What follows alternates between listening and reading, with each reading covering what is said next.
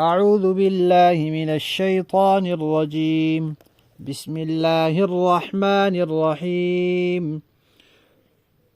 قل لا يستوي الخبيث والطيب ولو أعجبك كثرة الخبيث فاتقوا الله يا أولي الألباب لعلكم تفلحون۔ صدق اللہ العظیم۔ یہ 7واں پارہ ہے سورہ مائدہ کی آیت نمبر 100۔ اس میں اللہ تبارک و تعالی نے یہ فرمایا ہے کہ آپ یہ بتا دیں مسلمانوں کو کہ حلال اور حرام برابر نہیں ہے، ایک جیسے نہیں ہے۔ حلال اللہ کا پسندیدہ ہے، حرام اللہ کا ناپسندیدہ ہے۔ حلال پاک ہے، حرام ناپاک اور پلیت ہے۔ حلال جنت کی طرف لے جانے والا ہے، حرام دوزخ کی طرف لے جانے والا ہے۔ حلال رحمان کی پسند ہے، حرام شیطان کی پسند ہے، تو دونوں برابر کیسے ہو سکتے ہیں؟ اب آپ یہ دیکھیں کہ ایک کم ہے ایک زیادہ، تو کبھی آپ نے دنیا میں بھی یہ دیکھا ہے کہ پاک چیز کم ہو اور ناپاک زیادہ ہو تو آپ ناپاک چیز کو پسند کر لیں؟ صاف چیز کم ہو اور پلید چیز اور نجس چیز زیادہ ہو تو آپ کہیں کیونکہ وہ زیادہ ہے اس لیے میں وہ لے لیتا ہوں۔ تو جب آپ اپنی دنیا کی چیزوں کے کھانے پینے میں یہ نہیں سوچتے تو شریعت کے معاملات میں بھی یہی ملحوظ رہنا چاہیے کہ کم زیادہ کو نہ دیکھو کہ فلاں زیادہ ہے اور فلاں کم ہے، بلکہ یہ دیکھو کہ پاک کیا ہے، ناپاک کیا ہے، حلال کیا ہے، حرام کیا ہے، رحمان کی پسند کیا ہے اور رحمان کی ناپسند کیا ہے۔ اور اس سے پھر بچنے کا طریقہ کیا ہے؟ فرمایا فاتقوا اللہ، اللہ سے ڈرو۔ جب تم اللہ سے ڈرو گے، تقوی اختیار کرو گے، تو پھر تمہیں حلال اور حرام کی تمیز بھی ہوگی اور حلال پر چلنا، حلال اختیار کرنا اور حرام سے بچنا آسان بھی ہوگا، اور پھر تم کامیاب بھی ہو جاؤ گے۔ کامیابی دنیا کی بھی اور کامیابی آخرت کی بھی یہ حلال کے ساتھ وابستہ ہے، حرام کے ساتھ وابستہ نہیں ہے۔ حرام کے مرغ مسلم اور روسٹ اور کڑھائیوں سے حلال کی چٹنی روٹی بہتر ہے۔ حرام کے ڈھیر بینک بیلنس اور کوٹھیوں جائیدادوں سے حلال کی جھونپڑی بہتر ہے۔ لہذا اے مسلمانوں، خبیث اور طیب، اللہ نے حرام کو خبیث فرمایا ہے کہ خبیث اور طیب برابر نہیں ہے، اگرچہ تمہیں خبیث اور حرام چیز کی کثرت اچھی لگے۔ لہذا اللہ سے ڈرو تاکہ تم کامیاب ہو جاؤ۔ تو کامیابی حلال کے ساتھ وابستہ ہے۔ کامیاب ہونا ہے تو حلال پر کاربند رہنا ہے۔ اگر حلال پر کاربند نہیں رہنا تو اس کا مطلب ہے کہ آپ کو کامیابی نہیں چاہیے، پھر ناکامی آپ کا مقدر ہوگی۔ بسم اللہ الرحمن الرحیم، نحمدہ ونصلی علی رسولہ الکریم، اما بعد۔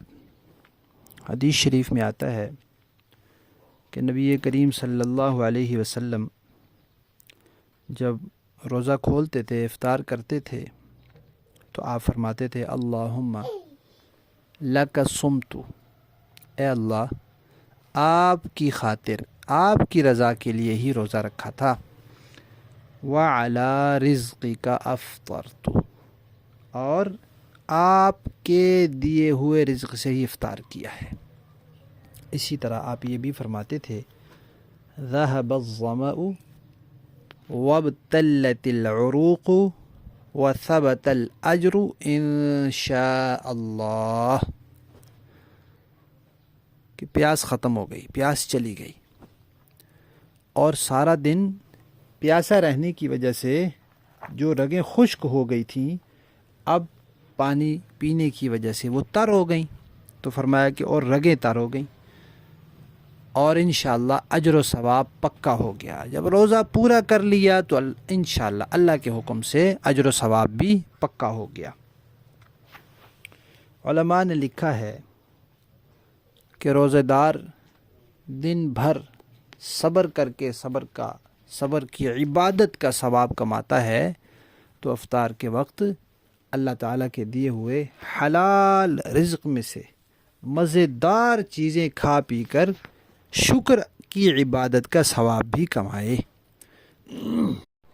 صبر کرنا بھی عبادت ہے، شکر ادا کرنا بھی عبادت ہے۔ تو روزے دار دونوں عبادتوں کا ثواب کمائے اور اس سے کوتاہی نہ کرے، لیکن افطار کے وقت کھانے پینے میں اعتدال رکھے، اپنی صحت، اپنا معدہ، اس کا خیال بھی رکھے، اور تھوڑی دیر بعد نماز پڑھنی ہے، تراویح پڑھنی ہے، اس میں کھڑا ہونا ہے، اس کا بھی خیال رکھے۔ اللہ تبارک و تعالی ہمیں اس پر عمل کی توفیق عطا فرمائے، آمین۔ بسم اللہ الرحمن الرحیم، نحمدہ ونصلی علی رسولہ الکریم، اما بعد۔ روزے کی حالت میں ٹیکا لگوانے کی ضرورت پڑ جائے، رگ والا ہو یا گوشت والا ہو، لگوایا جا سکتا ہے، اس سے روزہ نہیں ٹوٹتا۔ اسی طرح اگر ضرورت پڑ جائے ڈرپ لگوانے کی، بعض اوقات کسی بیماری کی وجہ سے اور کبھی زیادہ کمزوری کی وجہ سے، محض روزے کی وجہ سے کمزوری نہیں، ویسے کسی بیماری وغیرہ کی کمزوری کی وجہ سے ڈرپ لگانے کی ضرورت پیش آ جاتی ہے، تو روزے کی حالت میں ڈرپ بھی لگوائی جا سکتی ہے، اس سے بھی روزہ نہیں ٹوٹتا۔ اسی طرح روزے کی حالت میں خون کی بوتل بھی لگوائی جا سکتی ہے، خون دیا بھی جا سکتا ہے، کسی کو خون دینا ہو روزے کی حالت میں خون دے دے، اس سے بھی کوئی فرق نہیں پڑے گا۔ ہاں، صحت ٹھیک ہو، ایسا نہ ہو کہ خون دینے کے بعد خود بیچارہ بے ہوش نہ ہو جائے، اور روزے کی وجہ سے کچھ بھوک بھی ہے تو خون دینے کے بعد پھر اسی کو نہ خون لگانا پڑے، ویسے خون دینے کی ایسے روزہ نہیں ٹوٹتا۔ اسی طرح خون لگانے کی ایسے خون کی بوتل لگوانے سے بھی روزہ نہیں ٹوٹتا۔ روزے کی حالت میں خون کی بوتل لگوانی پڑے تو لگوائی جا سکتی ہے۔ روزے کی حالت میں سرما بھی لگایا جا سکتا ہے، سر میں تیل لگایا جا سکتا ہے، بدن پر تیل کی مالش کی جا سکتی ہے، خوشبو سونگھی جا سکتی ہے، کوئی حرج نہیں ہے۔ آنکھ میں دوائی ڈالنے کی ضرورت پیش آئے تو جیسے آنکھ میں سرما ڈالا جا سکتا ہے، سرما لگایا جا سکتا ہے، ایسے ہی آنکھ میں قطرے وغیرہ، کوئی دوائی، ٹیوب، کوئی بھی چیز آنکھ میں لگانے والی ہو وہ بھی لگائی جا سکتی ہے، اس سے بھی روزے کو کوئی فرق نہیں آتا۔ مسواک بھی روزے کی حالت میں کی جا سکتی ہے، مسواک کرنا منع نہیں ہے، چاہے اس کا کیسا ہی ذائقہ ہو، کڑوا ہو، جیسا بھی ہو، صرف اس کو ذائقے کو اندر نہ جانے دیں اور اس کو لعاب کے ساتھ اندر نہ جانے دیں۔ مسواک کرنے میں کوئی حرج نہیں، مسواک کی جا سکتی ہے۔ روزے کی حالت میں نہاتے ہوئے خود بخود کان میں پانی چلا جاتا ہے کبھی، تو اس میں کوئی حرج نہیں کہ وہ خود بخود گیا ہے، ہم تو نہا رہے تھے، چاہے وہ ضروری نہانا تھا یا وہ گرمی کی وجہ سے نہانا تھا، تو یا ویسے جیسے انسان کوئی روز نہ، کسی کی عادت ہوتی ہے روز نہانے کی، کسی کی 2 دن بعد، تو کوئی حرج نہیں اس میں، لیکن اپنے اختیار سے کان میں کوئی چیز نہیں ڈالنی چاہیے۔